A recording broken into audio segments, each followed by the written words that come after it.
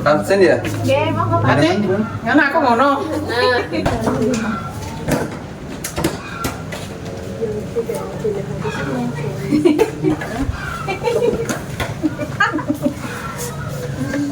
Absen di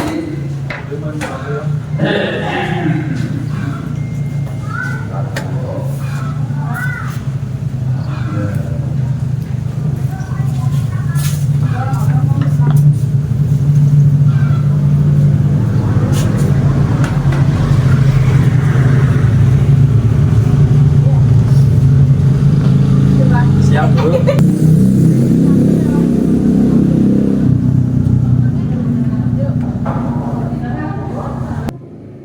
Assalamualaikum warahmatullahi wabarakatuh.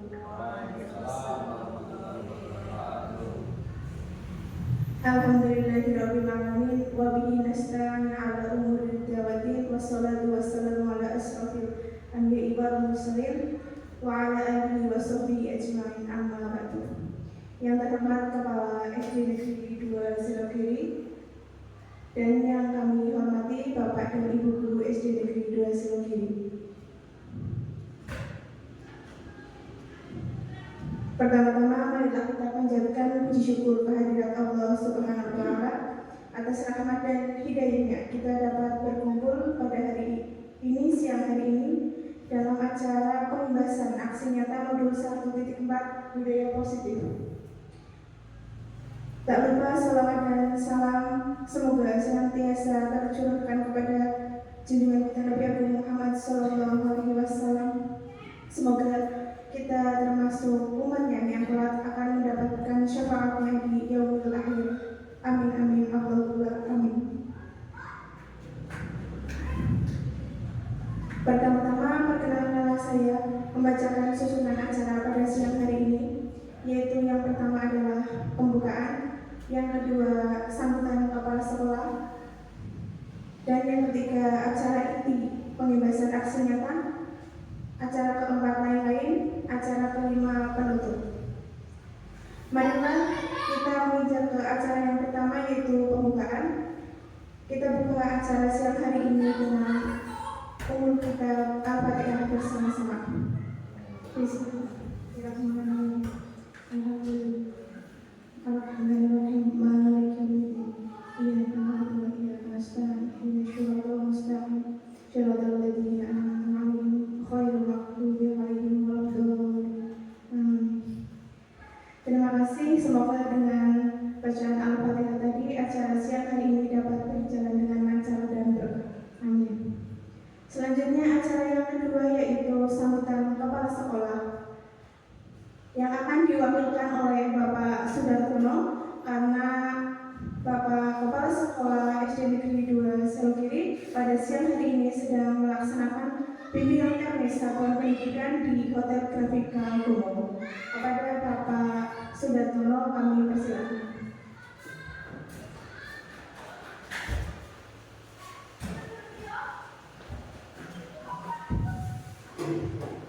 Assalamualaikum warahmatullahi wabarakatuh. Sama-sama marilah kita panjatkan kepada Allah Subhanahu wa taala yang hari ini melaksanakan acara pembahasan penyampaian pembahasan budaya positif di sekolah.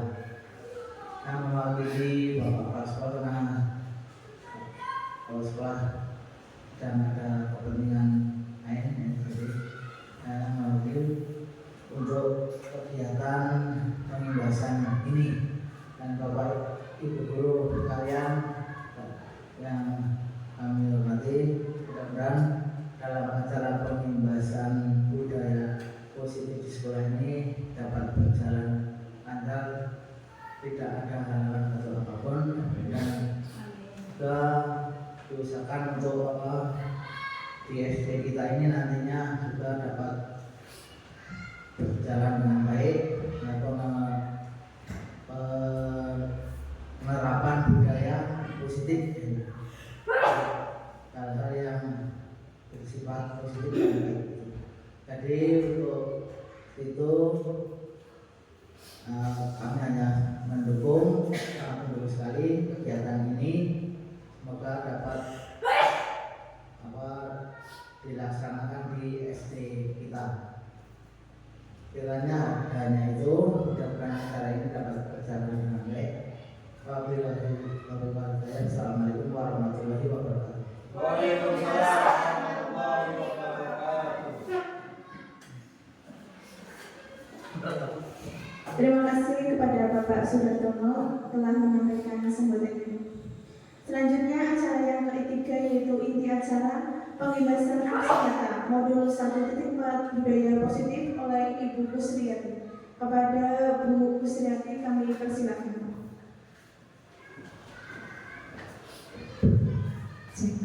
Baik, terima kasih kepada pembawa acara yang sudah mempersilahkan saya untuk menyampaikan materi hari ini. Assalamualaikum warahmatullahi wabarakatuh. Baik, selamat siang. Puji syukur kehadirat Allah Subhanahu wa Ta'ala yang telah melimpahkan rahmat taufik hidayah serta inayahnya kepada kita semua sehingga pada siang hari ini kita bisa berwajah berwujud dalam acara pengibasan aksi nyata modul 1.4 budaya positif. Perkenalkan, insya Allah sudah kenal semua. Saya akan menyampaikan tentang materi ini yang saya dapatkan di CGP calon guru bergerak modul 1.4 karena saat ini saya sudah sampai di modul 1.4. Shalawat dan salam kita sampaikan kepada Baginda Rasul Muhammad Sallallahu Alaihi Wasallam. Beliau adalah uswatun hasanah bagi kita semua yang kita nanti-nantikan syafaatnya jauh yang maha. Allahumma amin. Baik, pada siang hari ini terima kasih saya diberi kesempatan, diberi kelonggaran, keluangan waktu panjenengan, penyempatan untuk bersama-sama berkolaborasi. Selamat datang untuk Bapak Ibu guru. Kita di sini nanti saling mendukung demi mewujudkan disiplin positif di sekolah kita tercinta. Karena pada saat saya dan rekan di lokakarya orientasi itu awal perkenalan di SMK 2 yang pada saat itu diwakili oleh Pak Yono. Panjenengan masih ingat yang Pak Yono Kebumen itu mewakili Bapak Kepala Sekolah. Jadi di sana disampaikan oleh BPGB dan Kadinas bahwa apabila sekolah ada guru penggeraknya salah satu atau beberapa itu berpengaruh ke rapor pendidikan. Jadi makanya Bapak Pengawas sering sekali mensosialisasikan bahwa di sini CGP-nya berapa, di sini guru yang sudah mendaftar CGP siapa. Terus pasti ada yang di ojok-ojoknya suruh daftar ya, rekan-rekan kita. Karena memang itu berpengaruh untuk rapor pendidikan. Jadi nanti nilai di sekolah SD Negeri 2 ini meningkat kalau ada CGP-nya. Itu jadi mohon bersama-sama nanti kita berkolaborasi untuk SD kita tercinta sehingga bisa memperoleh nilai yang bagus ya. Jadi tidak hanya saya sendiri yang mendapatkan impact positifnya, tapi juga untuk sekolah dan rekan-rekan semua. Karena nanti di sini ada istilahnya bisa intro yang tadinya belum minat dengan CGP nanti bisa tergerak untuk ikut karena memang ini program dari pemerintah khusus untuk program menurut saya. Terima kasih sudah meluangkan waktu untuk kemarin sudah berkoordinasi dengan rekan dan kepala sekolah kapan akan melaksanakan pembahasan. Bapak Ibu dan kepala sekolah sudah mengizinkan untuk hari ini karena memang kita itu Agustus jadwalnya itu padat. Setiap hari pasti ada kegiatan, ada saja guru yang melaksanakan dinas luar, itu kumpul operator atau bos lomba atau mungkin bimtek kayak kemarin nih kepala sekolah juga. Nanti sampai Sabtu tuh kadang masih ada acara terus. Untuk guru olahraga juga lomba-lomba anak-anak kita kemarin juara dia, alhamdulillah selamat. Juara berapa Pak? Juara 3 dia, alhamdulillah selamat. Apresiasi untuk guru olahraga kita. Hasil jerih payah melatih setiap hari ya. Alhamdulillah disepakati hari ini untuk pembebasan. Semoga nanti apa yang didapatkan hari ini bisa diterapkan di kelas dan di sekolah kita. Baik, sebelum kita masuk ke materi, saya rasa mungkin Bapak Ibu sudah menerapkan di sekolah, namun belum tahu apa sih itu. Oh ternyata saya sudah melaksanakan budaya positif ini, cuma karena belum ikut bergerak jadi tidak tahu tahu apa itu. Oke. Sebelum kita ke materi, kita alangkah baiknya SBT dulu. Silakan Bapak Ibu untuk melingkar ke depan, semuanya ke depan. Kita berdiri biar nanti teknisnya gini dalam permainannya. Jadi biar dari tim BBDP nanti kenal nama-nama jenengan karena beliau belum kenal. Saya kan sudah kenal. Jadi ada namanya yang biasa pakai SBT insya Allah sudah tahu. Jadi nanti konsentrasi, tepuk konsentrasi menyebutkan nama masing-masing dengan 2 kata. Misalnya, nanti agak konsentrasi kelihatan. Misalnya, konsentrasi. Coba sama-sama. Konsentrasi. Bisa gini? Ini baru maksudnya. Konsentrasi. Sebutkan nama panjenengan dengan 2 kata. Misalnya, saya Uus berarti Uus. Terus sebutkan nama temannya dengan 2 kata. Pak Tono. Berarti gini pertama konsentrasi Uus Pak Tono. Oke? Nah setelah namanya yang terpanggil berarti lanjut dengan tepuk. Otomatis tenaga langsung Bapak Ibu BPDP kenal nama panjenengan. Siap nih? Kita coba dari yang pertama.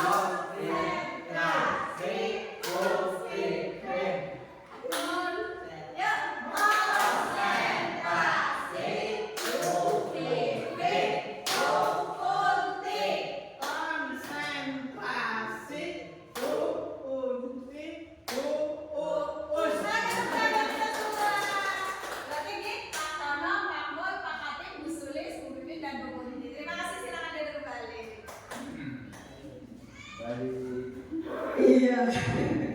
SBD begitu saja kita harus konsentrasi. Otomatis kan kenal namanya masing-masing. Sudah ngeringan belum Pak Bu? Biar nggak ngantuk habis makan. Jadi ketika kita mau masuk kelas kita pun harus konsentrasi. Siap. Oke. Pertama, tujuan pendidikan. Kita mengutip pada Ki Hajar Dewantoro, tujuan pendidikan ini menuntun segala kodrat yang ada pada anak agar mereka dapat mencapai keselamatan dan kebahagiaan yang setinggi-tingginya baik sebagai manusia maupun sebagai anggota masyarakat. Oleh sebab itu, pendidik hanya dapat menuntun tumbuh atau hidup kekuatan kodrat yang ada pada anak agar dapat memperbaiki lakunya, bukan dasarnya. Nah, jadi ketika kita mau mendidik anak, kita harus menuntun sesuai kodratnya, tidak boleh memaksa.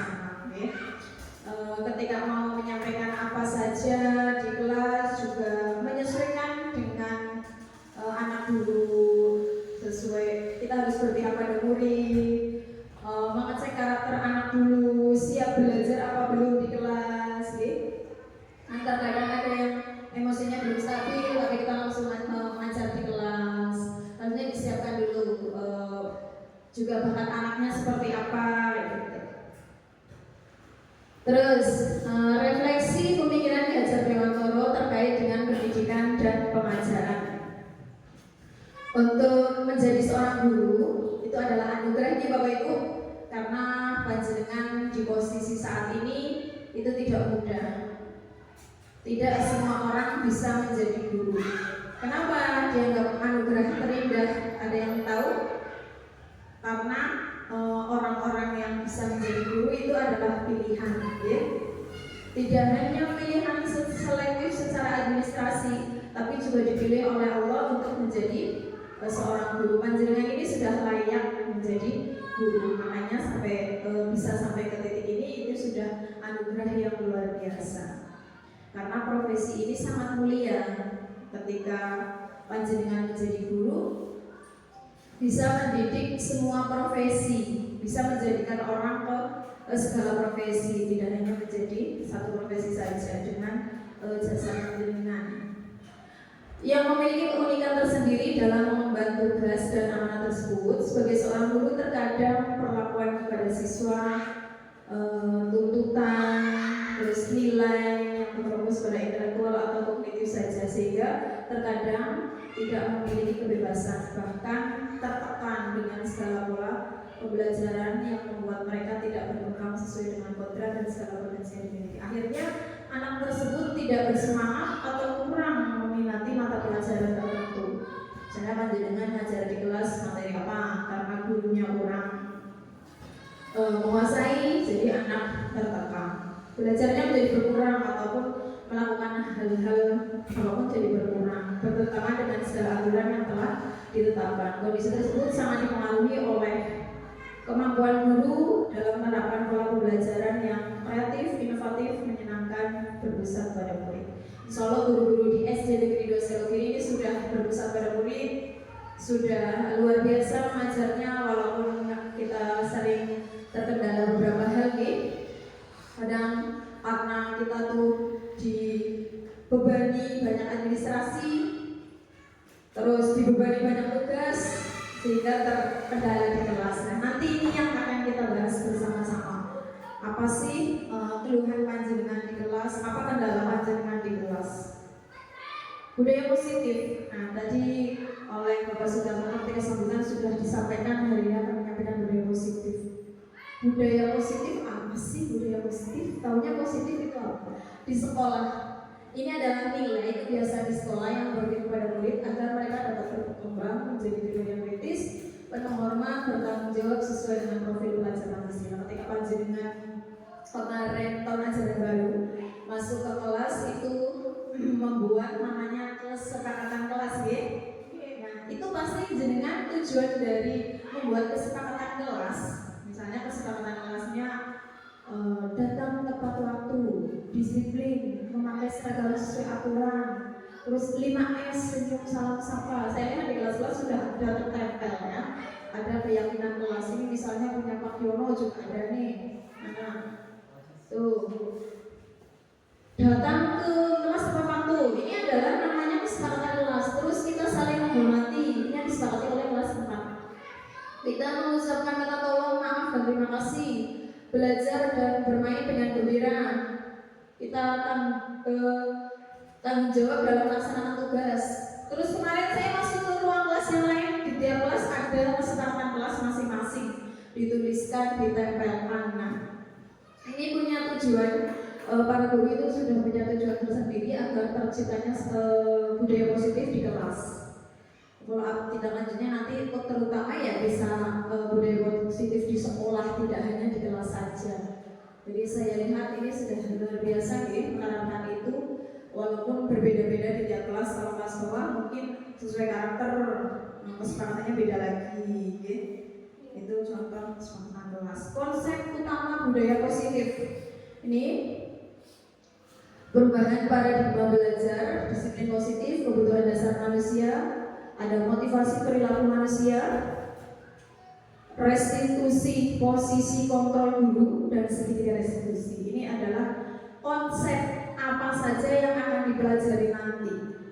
Jadi ada 6 karena untuk membuat budaya positif ini ada 6 poin. Nanti bisa panjenengan ingat-ingat ketika membuat kesepakatan kelas harus mengacu ini. Terus pembelajaran dengan paradigma baru dirancang dengan pembelajaran yang terdiferensiasi sesuai dengan kebutuhan tiap tahap perkembangan untuk mewujudkan profil pelajar Pancasila. Jadi panjenengan kalau mau ngajar itu sudah merancang modul ajar, sudah membuat RPP dulu. RPP itu jangan hanya download ganti nama sekolah, terus kemudian ganti nama panjenengan, tapi kita terdiferensiasi, maksudnya disesuaikan dengan kebutuhan murid.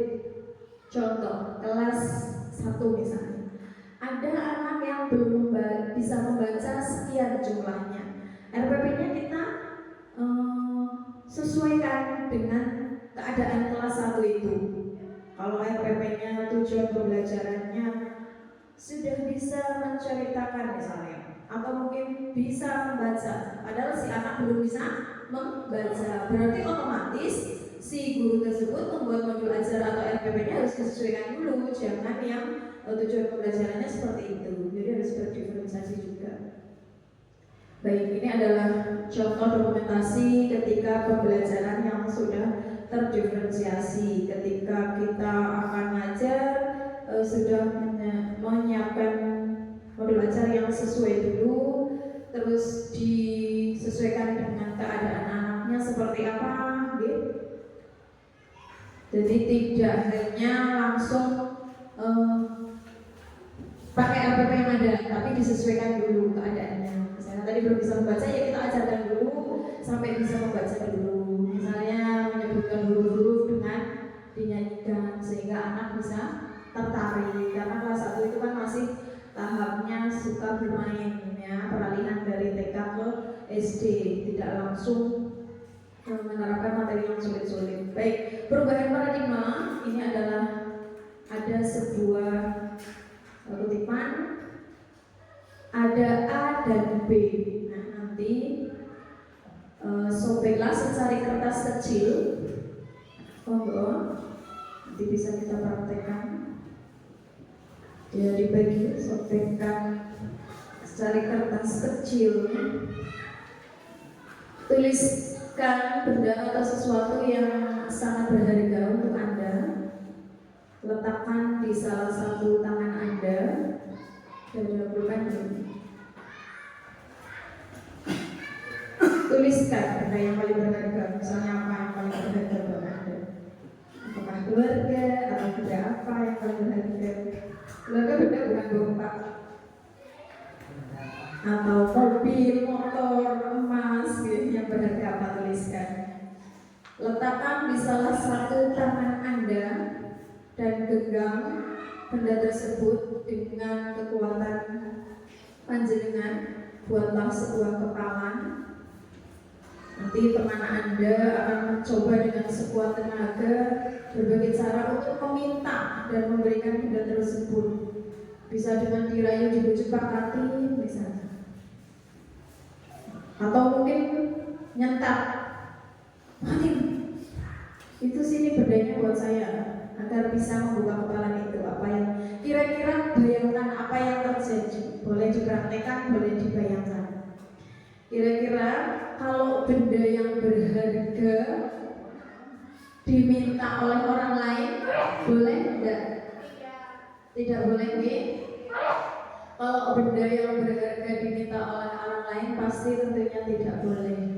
Mau dirayu, mau digertak, itu pasti tidak boleh. Beda dengan ketika pinjam. Kalau dipinjam bisa ada negosiasi, dipinjam kan pasti dikembalikan. Tapi kalau diminta, kita sudah mengepal kenceng, tapi barang berharga itu diminta, pasti tidak boleh. Ini perubahan paradigma. Sama ketika kita punya pemikiran bahwa kita sudah punya rancangan, sudah punya sesuatu, tapi mau dirubah, itu kan pasti sulit, butuh namanya adaptasi. Itu nanti kita sesuaikan. Baik, perubahan paradigma teori atau teori kontrol Ini ilusi guru mengontrol murid. Yang kedua, ilusi bahwa kritik dan membuat orang merasa bersalah dapat menguatkan karakter. Tiga, ilusi bahwa semua penguatan positif, efektif, dan bermanfaat. Selanjutnya, ilusi bahwa orang dewasa memiliki hak untuk memaksa. Sampai di sini masih bingung atau bingung? Bingung, nanti kalau sudah praktek tidak bingung, ya? Baik.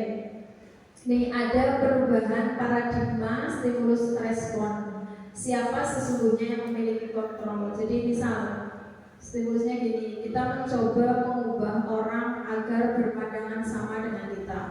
Padahal kebiasaannya kita berusaha memahami pandangan orang lain tentang dunia. Perilaku buruk dilihat sebagai suatu kesalahan. Semua perilaku memiliki tujuan. Kalau stimulusnya orang lain bisa mengontrol saya, kalau teorinya hanya Anda yang bisa mengontrol diri Anda. Saya bisa mengontrol orang lain, Anda bisa mengontrol orang lain. Nah, stimulusnya pemaksaan ada saat bujukan gagal, kolaborasi dan konsensus menciptakan pilihan-pilihan baru. Model berpikir menang atau kalah, kemudian teorinya model berpikir menang-menang. Jadi ini adalah paradigma stimulus untuk respon teori kontrol. Ketika kita akan melakukan perubahan itu belum terbiasa. Apa makna disiplin? Yang panjenengan ketahui disiplin itu apa? Misalnya tadi pagi upacara, tapi ada salah satu anak tidak memakai topi, itu disiplin buatan? Tidak ya? Kenapa tidak disiplin? Karena tidak memakai topi. Padahal sudah ada kesepakatan atau keyakinan di sekolah, namanya aturan. Aturannya adalah memakai atribut seragam dengan benar dan tertib. Misalnya Senin merah putih dan Selasa Rabunya identitas batik, seperti itu dan seterusnya. Ketika anak tersebut tidak sesuai memakai seragamnya, berarti tidak patuhi aturan. Kalau anak yang terlambat disiplin, berarti tidak disiplin, sama seperti itu.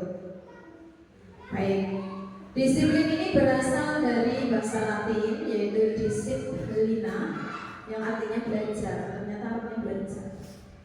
Makna asal kata ini berkonotasi dengan disiplin diri murid-murid Socrates dan Plato. Disiplin diri membuat orang menggali potensi menuju sebuah tujuan apa yang dia hargai. Jadi tadi kalau anak terlambat itu tidak disiplin. Agar disiplin gimana? Berarti harus lebih awal berangkatnya. Disiplin positif dalam budaya kita ada makna disiplin dimaknai dengan suatu yang dilakukan seorang pada orang lain untuk mendapatkan kepatuhan. Kita cenderung menghubungkan kata disiplin dengan ketidaknyamanan. Nah, kita sebagai pendidik tujuannya adalah menciptakan murid-murid yang disiplin diri sehingga mereka bisa berperilaku dengan mengacu pada nilai-nilai kebajikan yang universal dan memiliki motivasi intrinsik, motivasi dari dalam, bukan dari luar. Kalau mereka sudah melakukan kesalahan, otomatis dia tahu kesalahannya apa dan untuk memperbaikinya harus bagaimana. Disiplin positif merupakan salah satu cara menerapkan disiplin yang bertujuan untuk menumbuhkan kesadaran murid untuk melawan sesuatu tanpa suntukan, ancaman maupun hukuman. Baik, disiplin adalah kemampuan memerintah diri sendiri dalam mengontrol dan menguasai diri untuk memilih tindakan yang mengacu pada nilai-nilai yang kita hargai dengan penuh tanggung jawab. Nilai yang kita hargai adalah nilai kebajikan, sifat positif, merupakan tujuan mulia yang ingin dicapai setiap individu, yaitu nilai-nilai dalam proses belajar Pancasila. Nih, kebutuhan dasar manusia ada 5 Pak. Pertama, bertahan hidup. Itu ada kita harus makan, minum, berpakaian, itu agar bisa bertahan hidup seperti itu. Jaga kebersihan, terus kasih sayang, ada kasih sayang orang tua, guru dan sebagainya, penguasaan, terus kebebasan dan juga kesenangan. Nanti ada berbagai kasus itu masuknya pada kebutuhan 5 kebutuhan dasar manusia yang bagian mana. Misalnya anak buang sampah sembarangan, itu masuknya mana? Penguasaan, kebebasan, kesenangan, kasih sayang atau bertahan hidup? Menurut panjenengan? Kebebasan, karena itu kebersihan. Oke. Terus kemudian ada anak yang tidak sarapan pagi misalnya, sehingga dia di kelas tidak bisa mengikuti pelajaran dengan serius, dia lemes, gitu rasanya. Itu namanya kebutuhan dasar yang pertama, yaitu bertahan hidup dan sebagainya. Realitas kebutuhan setiap orang itu berbeda. Kita harus berusaha memahami pandangan orang lain tentang dunia. Setiap orang memiliki gambaran yang berbeda. Jadi harus menghargai. Kalau kita melihat gajah misalnya, dari sisi kanan gajahnya dilihat berbeda dengan ketika melihat dari depan. Kalau dari depan melihat apa? Belalainya yang panjang. Tapi kalau dari samping hanya melihat gajah kakinya 2 misalnya, karena posisinya mungkin sedang tertutup kaki yang sebenarnya. Tapi dua pandangan orang itu sebenarnya sama. Benar, gajah kalau dilihat dari samping kakinya 2, kalau dari depan hanya melihat belalai, tapi memiliki konotasi arti yang sama. Makanya kita harus menghargai, tidak boleh menjustifikasi atau merasa paling benar. Tidak, gajah itu tetap belalainya 1, bukan kaki 2, jangan seperti itu. Tapi kita hargai pendapat orang lain, ya. Kita kolaborasi, kita samakan sehingga menjadi kesimpulan yang bagus. Kasus Buati guru kelas 5 di SD cerita sedang bingung menghadapi ulah salah satu murid di kelas, namanya Andi. Beberapa anak telah datang dan mengeluhkan seringkali meminta bekal makan siang temannya dengan paksa. Jadi ini wali kelasnya Buati itu keluh karena si Andi ini luar biasa. Jika Anda menghadapi seperti Buati ini, apa yang Anda lakukan? Menurut Anda, kira-kira apa alasan Andi melakukan hal itu? Coba bayangkan kalau jenengan menjadi Buati, kira-kira akan diapakan Andinya? Apakah dihukum? Apa dipanggil ke kantor, ditanyakan kenapa kamu suka meminta maksa bekal teman? Sebaiknya kita tanya terlebih dulu, kenapa meminta dengan maksa? Bisa jadi Andi di rumah kurang makannya atau tidak sarapan. Kita lihat background keluarganya seperti apa. Ibunya masih ada apa tidak, keluarganya ngurusi boten, Jadi jangan hanya langsung menjudge, oh Andi yang pacet, bosan nakal lah, ya jangan seperti itu. Ini yang dimaksud dengan budaya positif. Kita sebagai guru harus bisa istilahnya menyelesaikan masalah dengan solusi, bukan menyalahkan anaknya, tapi dengan solusi. Dalam konteks penerapan disiplin positif, Ibu Wati sebaiknya mencari tahu alasan Andi melakukan tindakan tersebut. Kita cari tahu. Pertama, bisa jadi Andi ini lapar, orang tuanya tidak membawakannya bekal, makanya dia itu minta dengan paksa. Ini disebut dengan survival. Kita survei dulu Andinya kenapa suka ngerebutin makanannya temannya. Yang kedua, teman Andi jadi memperhatikan, otomatis yang diminta bekal Andi juru terus maksa-maksa, gitu kan. Yang ketiga, Andi merasa hebat, gak pernah temannya jadi takut dan menuruti keinginannya. Ini disebut dengan power. Andi merasa bosan dengan bekal yang dibawakan orang tuanya karena selalu bekalnya sama. Tiap hari misalnya lauknya mie terus, karena punya temannya lebih enak jadi dia minta. Ini disebut freedom. Kalau yang kelima, mungkin pandangannya Andi hanya iseng dan dia menikmati ekspresi wajah temannya yang kesal. Ini disebut fun. Ada kan kemarin di kelas saya tuh ada anak yang sering sekali minta izin ke kamar mandi, padahal sebenarnya dia tidak berat pipis. Dia ke kamar mandi cuma istilahnya caper biar dianggap hebat. Kayak aku bisa keluar masuk ke kamar mandi tanpa izin ke guru ulih misalnya. Itu dengan apa? Dari temannya dianggap hebat, dia akhirnya sering melanggar, akhirnya sering keluar tanpa bertipis. Jadi keluar pelajaran bisa berapa kali, 5 kali, berapa kali, 10 kali gitu. Itu dianggap hebat, itu disebut fun. Nah, dari kasus Bu Wati tadi, panjenengan bisa kira-kira dicek dulu, oke? Sebaiknya mencari tahu dulu antisnya kenapa, apakah karena lapar, apakah karena memang yang kedua, yang ketiga, yang kelima. Nah, motivasi perilaku manusia ini merupakan dorongan yang timbul pada diri seseorang secara sadar dan tidak sadar untuk melakukan suatu tindakan dengan tujuan pertama ada motivasi eksternal ini untuk menghindari ketidaknyamanan atau hukuman apa yang akan terjadi apabila saya tidak melakukannya. Yang kedua motivasi eksternal ini untuk mendapatkan imbalan dari orang lain, institusi apa yang akan saya dapatkan apabila saya melakukannya. Terus yang selanjutnya motivasi internal ini tujuannya disiplin positif untuk menghargai diri sendiri. Saya akan menjadi orang yang seperti apa. Nah, pertama ada menghindari ketidaknyamanan dan hukuman. Yang kedua mendapatkan imbalan atau penghargaan dari orang lain. Yang ketiga menghargai nilai kebajikan diri sendiri. Ini murid melakukan disiplin diri karena dia takut dihukum. Jadi ini merupakan motivasi ekstrinsik.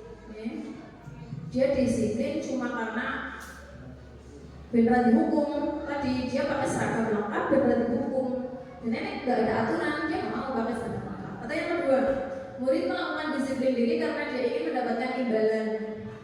Nanti saya mau dapat hadiah, saya mau disiplin berangkatnya paling asik nanti dapat door prize misalnya.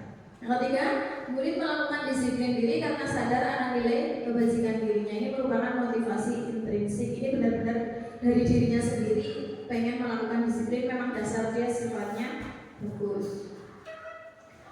Kemudian hukuman dan konsekuensi. Sita kurang menguasai pelajaran matematika sehingga pada saat pelajaran berlangsung dia lebih banyak diem karena ramah malah gambar. Pada saat pelajaran matematika Pak Bayu tanya, Sita menjadi gugup karena ditanya, sengaja menjatuhkan tasnya dari kursi, tiba-tiba menjadi gagap ketika menjawab. Seluruh kelas pun tertawa melihat perilaku Sita yang berbicara gagap. Pak Bayu pada saat itu membiarkan teman-teman Sita menertawakan Sita yang tergagap dan malu, dan malahan meminta Sita untuk maju ke depan kelas sambil menunjuk hidungnya karena tidak bisa menjawab. Ketakutan, saya ketakutan. Kelas semakin gaduh karena anak pada tertawa. Apakah Anda setuju dengan tindakan Pak Bayu terhadap Sita? Mengapa? Menurut Anda tindakan Pak Bayu terhadap Sita ini sebuah hukuman atau konsekuensi? Kalau misalnya Sita ditanya sampai gagap gitu, menurut panjenengan hukuman atau konsekuensi?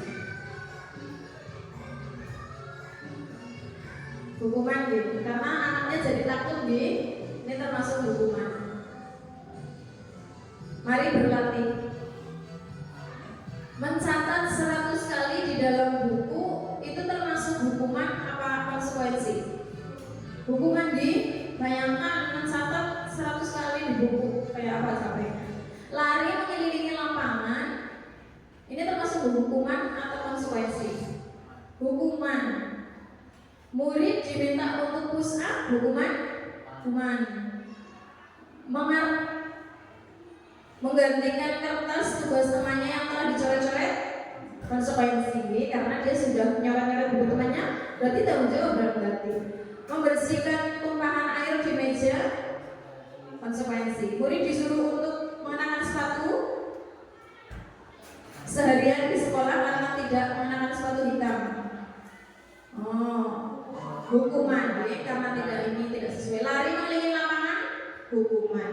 Panjenengan sudah bisa membedakan mana hukuman, mana konsekuensi. Berarti kalau hukuman sebaiknya harus dipikir lagi. Apalagi kita sekarang ada undang-undangnya sudah luar biasa. Kalau kita menghukum murid dilapor, panjenengan bisa kena pasal.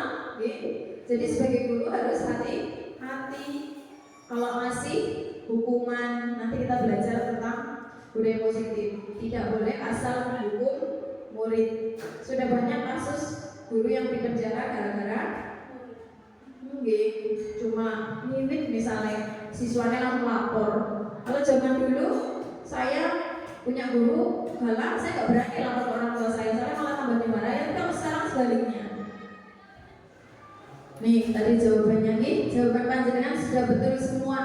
Ternyata sudah bisa membedakan hukuman dan konsekuensi. Ini jawabannya sama dengan tadi sebutkan jenengan.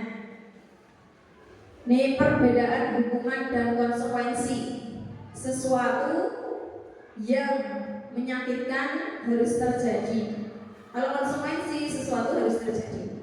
Membuat anak sakit fisik, ini adalah hukuman. Membuat anak merasa tidak nyaman, ini konsekuensi. Anak membenci kedisiplinan, ini adalah hukuman. Nah tadi kon lari lapangan berapa kali, itu kan anak jadi malah semakin trauma, bukan malah jadi disiplin. Mendorong anak menyakiti diri sendiri, ini hukuman. Kalau mudah menyesuaikan diri, ini konsekuensi. Konsep diri yang buruk, hukuman. Konsep diri yang baik adalah konsekuensi. Anak belajar untuk menyembunyikan kesalahan, ini adalah hukuman. Anak belajar untuk mematuhi aturan, ini adalah konsekuensi. Marah, hukuman. Kehilangan hak adalah konsekuensi. Nih, restitusi posisi kontrol guru. Ada penghukum, membuat rasa bersalah, teman, pemantau, dan manajer. Nanti kalau panjenengan sudah sampai tahap manajer, itu sudah menjadi guru yang baik dalam budaya positif. Tapi kalau masih menghukum kayak tadi, orang ngerjakan PR, tapi kon metu, nang jaga, garap dewek di luar, kon menuliskan sampai berlembar-lembar 100 kali, itu adalah hukuman. Justru itu tidak akan membuat anak disiplin Pak Bu, tapi malah menjadi anak semakin trauma dan tidak disiplin. Membuat rasa bersalah teman, misalnya kita sebagai guru memberitahunya itu harus lebih longgar lagi. Pemantau, kita pantau permasalahannya apa, kenapa tidak mengerjakan PR, ya, apa lupa, apa sengaja, atau memang dasar. Manajer kita cari solusi bersama-sama untuk permasalahan itu, jangan langsung menjustifikasi si anak. Ini 5 posisi kontrol. Seorang penghukum bisa menggunakan hukuman fisik, bisa juga verbal dengan cara kata-kata. Membuat orang merasa bersalah, biasanya guru akan berusaha lebih lembut. Tadi dia lebih longgar lagi cara-caranya. Teman, guru dapat berposisi tidak akan menyakiti murid, namun tetap berupaya mengontrol murid melalui persuasi. Monitor, pemantau, ini berarti mengawasi.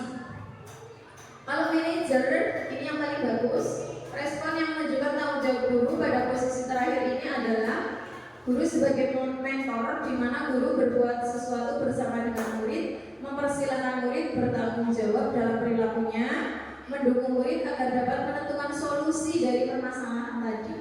Orang mengerjakan PR, kenapa dia? Apa habis disuruh bekerja sama orang tuanya atau kenapa? Kita cari solusi bersama-sama. Bagaimana solusinya? Kapan kamu akan mengerjakan PR? Ini contoh penerapan 5 posisi kontrol. Ini kasusnya adalah siswa sering tidak memakai atribut lengkap. Tadi contoh pagi tadi kita upacara pramuka, misalnya tidak memakai topi, panjenengan menggunakan 5 posisi kontrol. Yang pertama yaitu menghukum, atau kedua membuat rasa bersalah, atau mungkin yang terakhir sebagai manajer. Cari solusi biar si anak besok pakai atributnya lengkap. Berarti suruh bagaimana si anak itu. Tidak langsung hukum, push up misalnya 10 kali karena kamu nggak pakai topi. Ini belum bisa dikatakan layak. Ini contoh 5 posisi kontrol. Ini sudah ada plot-plotnya. kata-katanya. Nanti bisa panjenengan pelajari lagi bersama-sama. Yang pertama, sebagai penghukum, kita guru menghardik, menunjuk murid menyakiti. Tadi contohnya banyak. Kalau membuat rasa bersalah, misalnya berceramah, seharusnya kamu gini, itu membuat siswa nanti merasa bersalah. Kalau teman, misalnya dengan kata-kata ayolah lakukan demi ibu, masa kamu tidak mau, ingat tidak ibu pernah bantu begini. Kalau pemantau, kamu masih ingat apa peraturan sekolah kita? Misalnya sangat jawab harus berseragam lengkap bu. Nah kalau manajer, apa yang kita yakini, kesepakatan kita yakini, apa yang bisa kamu kerjakan untuk memperbaiki masalahmu biar besok kamu berseragam lengkap. Ini sudah ada posisi-posisinya sendiri. Nanti kita sebagai guru kalau bisa sampai di tahap manajer ya Pak Bu. Kalau ketika panjenengan menghadapi masalah dengan siswa, solusinya kasus dengan siswa, solusinya yang tidak kayak yang manajer. Tentunya pasti setiap hari ada saja kasus dengan anak. Nah kita lanjut ke restitusi. Apa itu restitusi?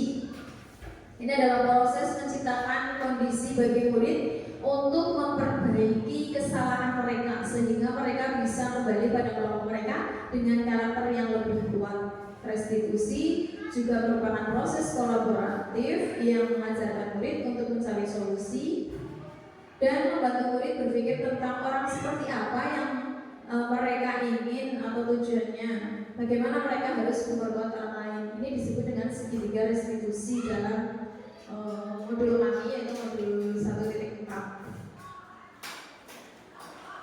Ini konsep disiplin dengan identitas yang gagal. Tadi hukuman menyakitkan, tidak bikin siswa tidak nyaman, memaksa murid jadi rendah diri. Nah, penghargaan itu tidak efektif, merusak. Menghukum dengan sistem ranking, merampas haknya misalnya. Konsep disiplin dengan identitas sukses ini penguatan jangka pendek, perlu monitoring berkelanjutan. Kalau restitusi, murid bertanggung jawab atas perilakunya, fokus pada pemecahan masalah jangka panjang, murid menghargai dirinya dan orang lain, kemudian teori kontrol. Ini konsep disiplin pendekatan restitusi, cara menanamkan disiplin positif di kelas nanti. Jadi restitusi ini proses menciptakan kondisi murid memperbaiki kesalahannya.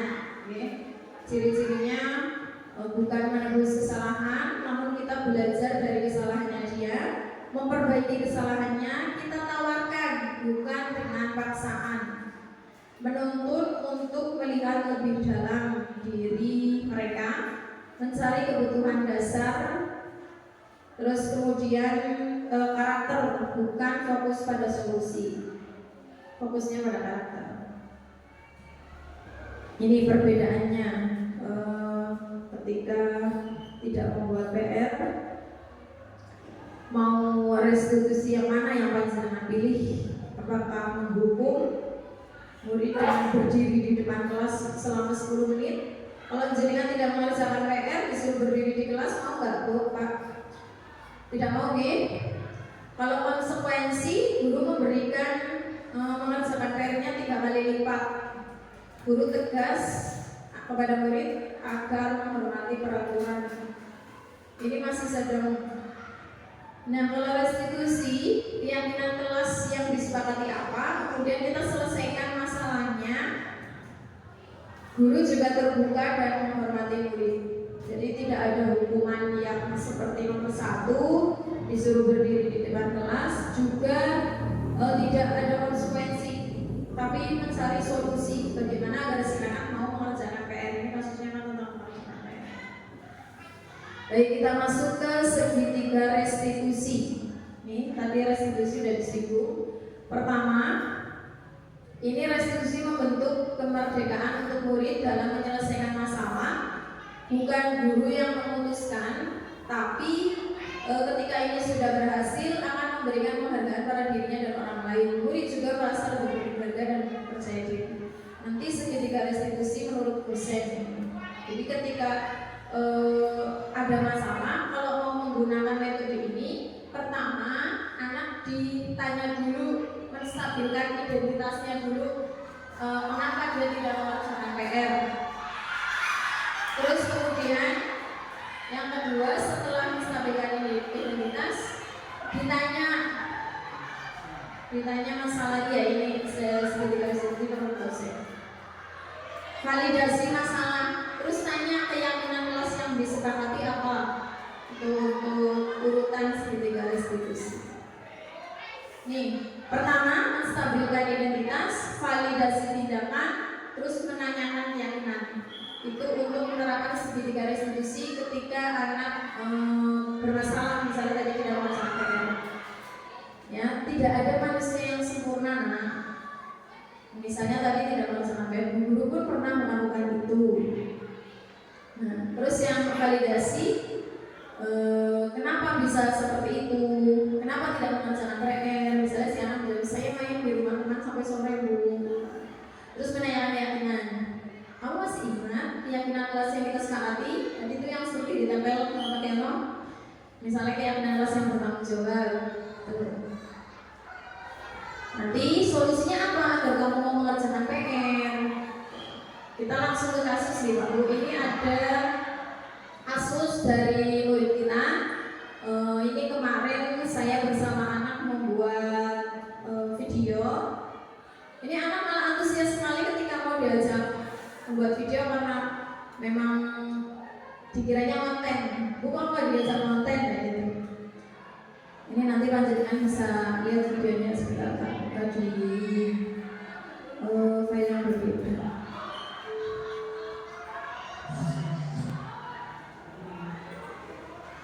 Ini contoh kasus tentang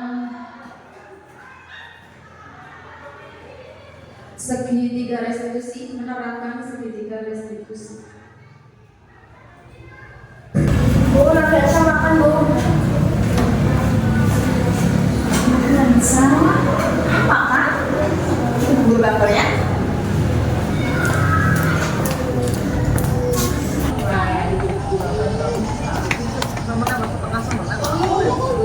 Assalamualaikum.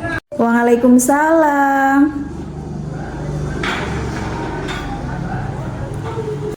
Silakan duduk Nafiansa. Nafiansa tahu kenapa dipanggil ke kantor? Ya bu, tahu karena Nafiansa makan di kelas saat jam pelajaran.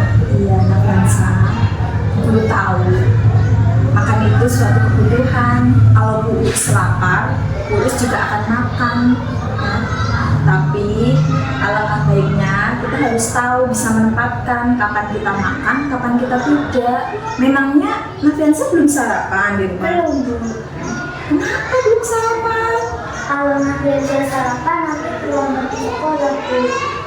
Memangnya Nafiansa bangun jam berapa? Jam 5 bu. Kalau bangun jam 5, kenapa belum sarapan? Sebenarnya saya bangun gak sih bu. Saya bantu cuci piring dan lainnya bu. Ibu tidak masak bu. Karena ibu pagi-pagi sekali diantar biasa oleh kakak. Sudah seminggu ibu sakit bu. Karena sudah siang jadi saya langsung berangkat ke sekolah.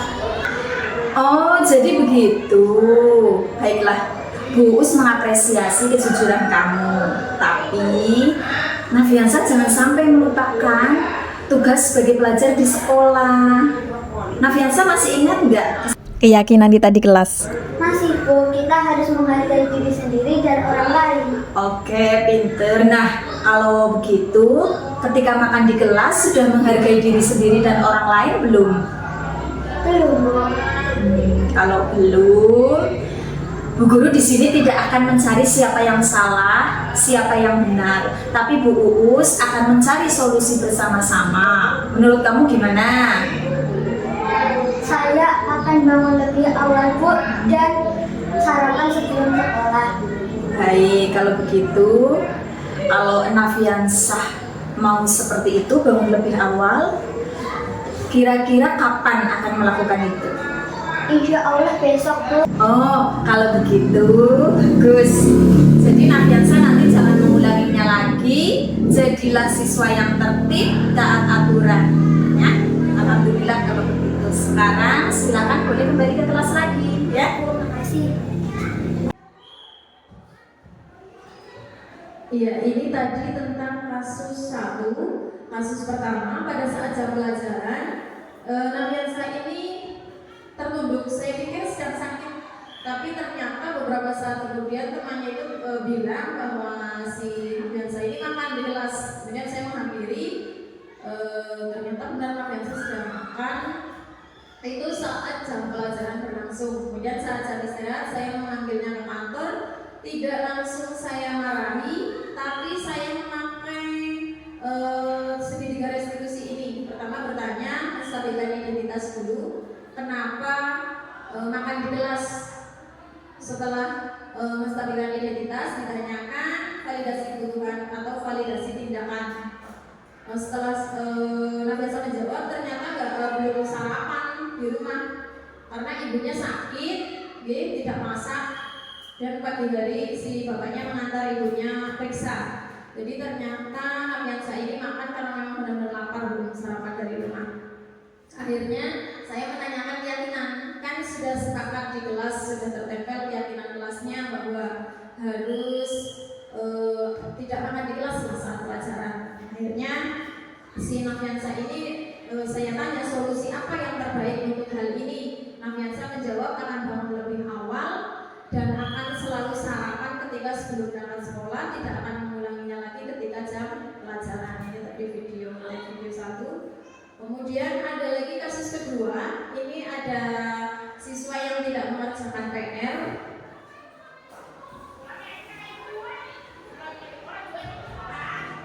Kita lihat videonya bersama-sama.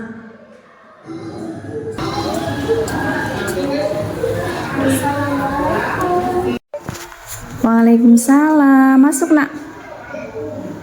Sini. Silakan duduk, Mbak Nisa. Mbak Nisa tahu kenapa dipanggil ke kantor sama Bu Uus? Mungkin karena tidak mengerjakan PR, Bu. Tapi Nisa tahu kan kemarin ada PR? Tahu, Bu.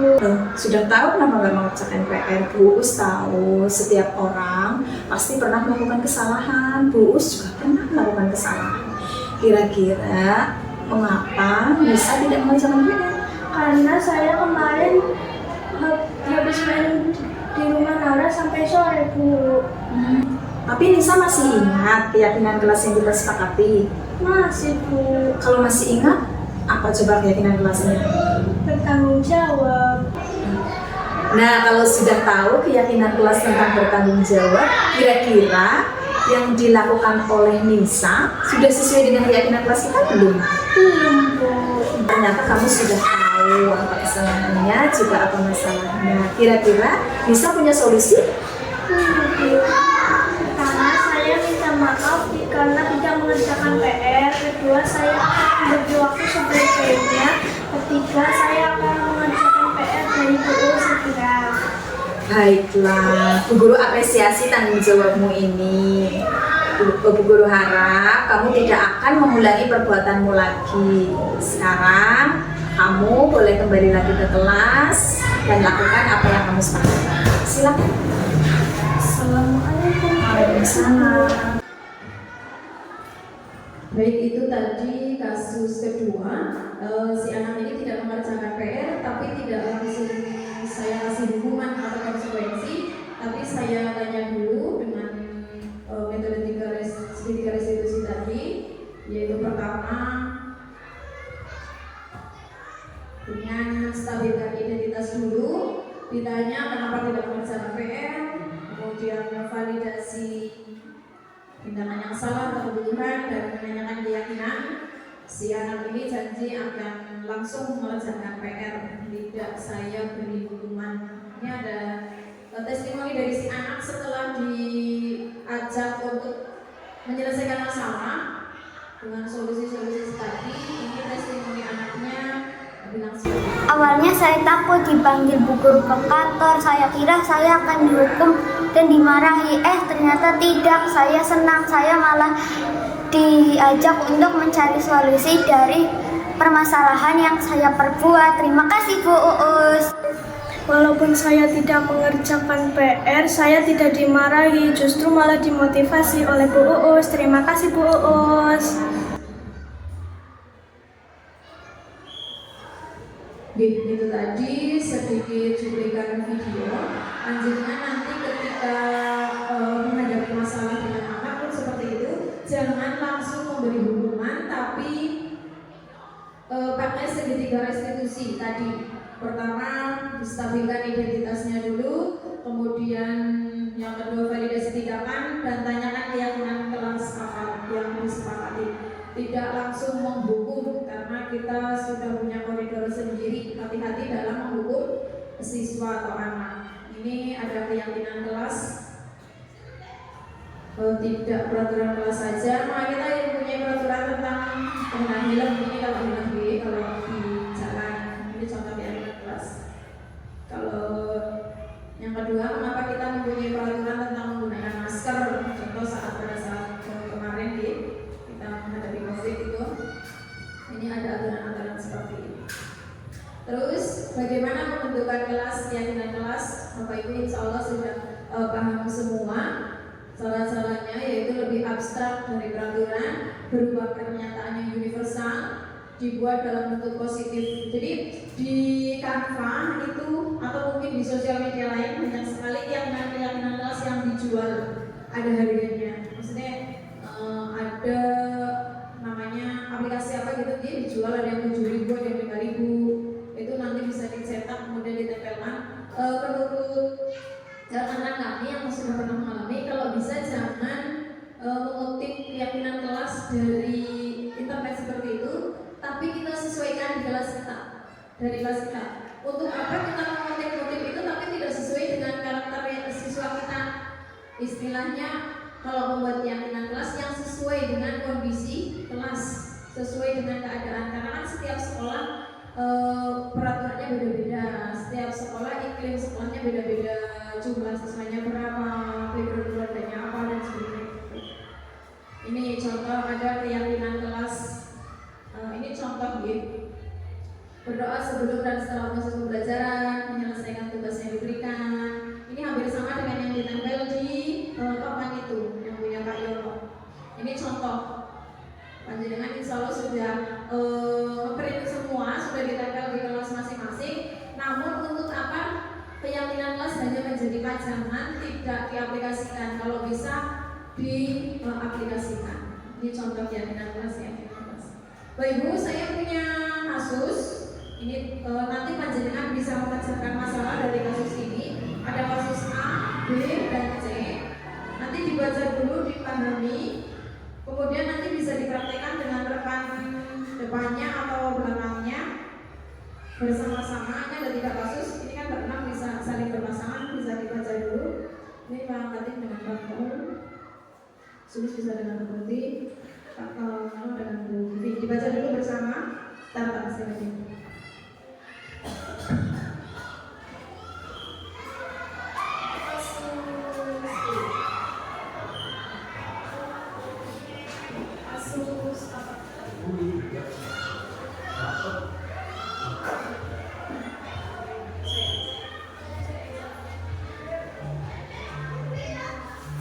Kasus belum A, benar A, B, berarti jangan A, ini sudah B, ini A. Ya, bareng sini sama Bu Tuti nanti dengan praktek jadi siswa dan yang jadi guru. Kan itu nanti ceritakan dibaca dulu.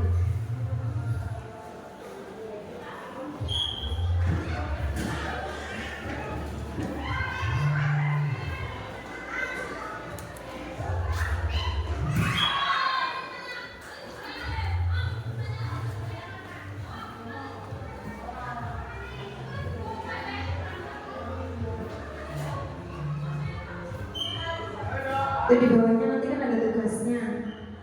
percakapan dengan rekan Anda nanti, ada yang menjadi guru, ada yang menjadi siswa nanti saat bercakap-cakapan.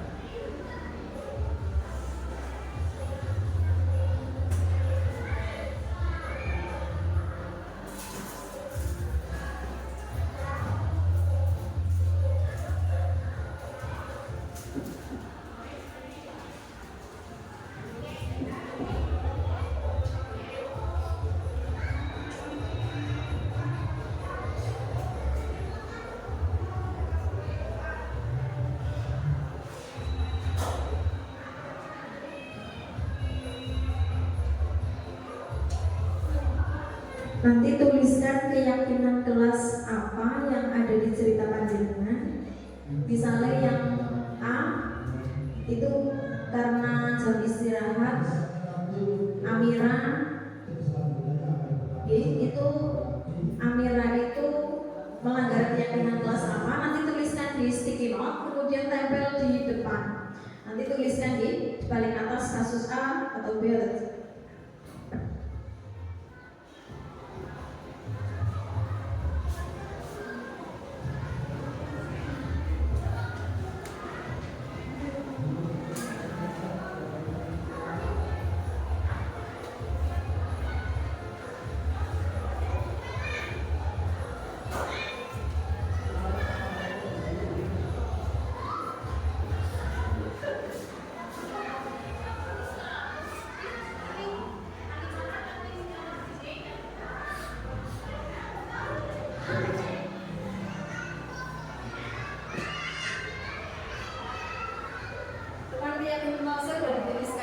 Tinggal menyalin ke sticky note, kemudian tempel di papan di depan.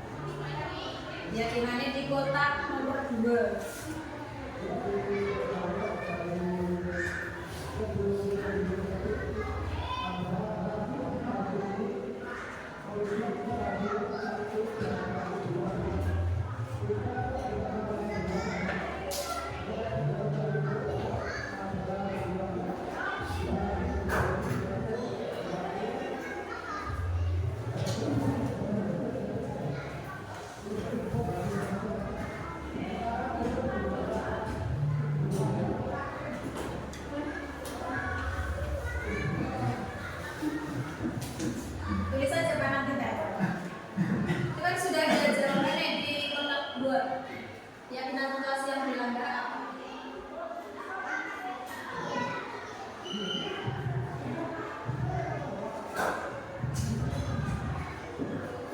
Di sticky note paling atas dijuduli kasusnya kasus apa, A, B, atau C.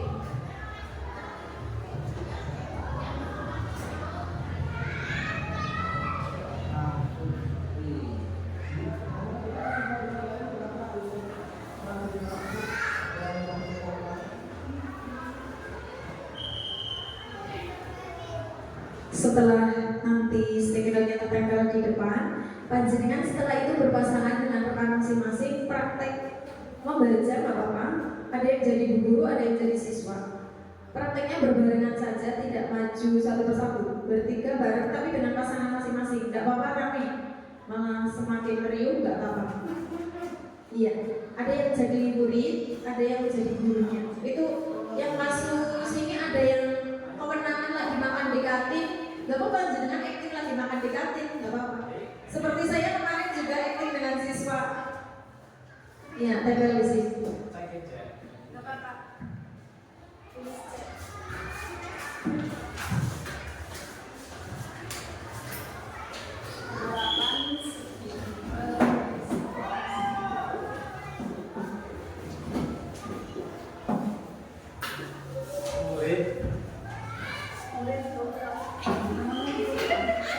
Di tempat duduk masing-masing gak apa-apa boleh, tapi berpasangan. Iya di situ. Berpasangan dengan pasangan nih. boleh acting lagi makan di kantin itu kan panjenengan ada yang bolos muridnya di kantin, terus ada yang apa itu iya berpasangan, sehingga nanti panjenengan bisa mengatasi masalah itu dengan segitiga restitusi, tidak langsung menghukum, tapi ditanyakan dulu identitasnya, validasi tindakan yang salah, dan kemudian tanyakan keyakinan kelas apa yang dilanggar. Jangan langsung dihukum gitu. Ya, terima kasih. Ini sudah ada jawaban misteri kasus A, B, dan C.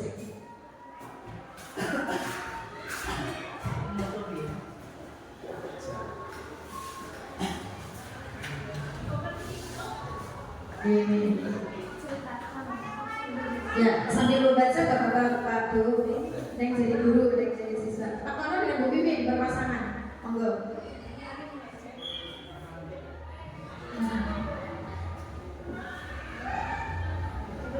Madep ke belakang aja, kursinya dimadepin.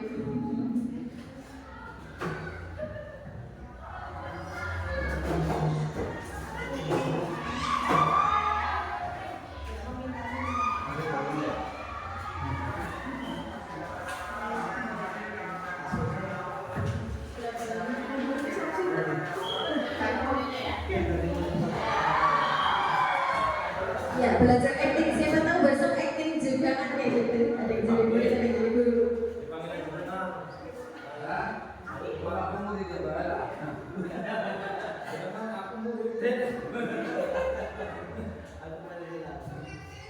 Ya, monggo. Saling praktek. Ketika membaca kasus seperti itu nanti kan jenengan jadi paham. Ini. Ya. Kating gitu kalau jadi murid. Namanya di situ siapa? Iya. Diko. Kenapa kamu pulang duluan? Padahal ada tiket.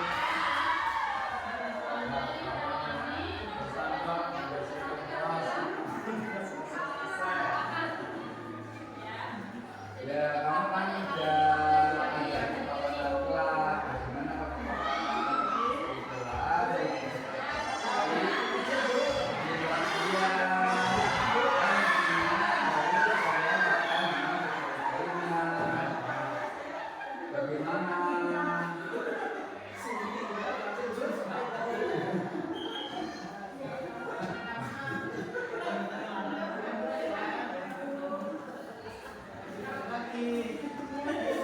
bagaimana nih kok?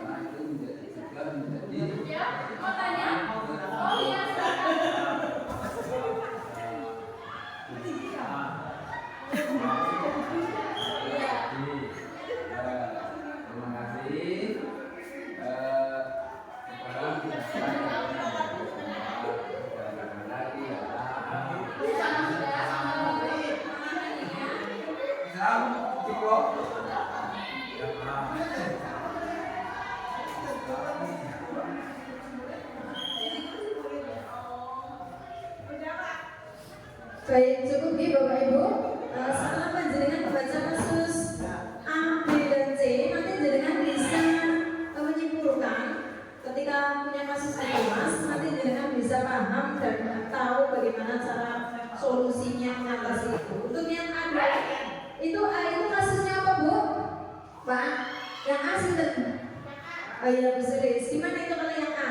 Ali kelas 8 di SMP, waktu istirahat malah makan gitu. Oke, makan siang.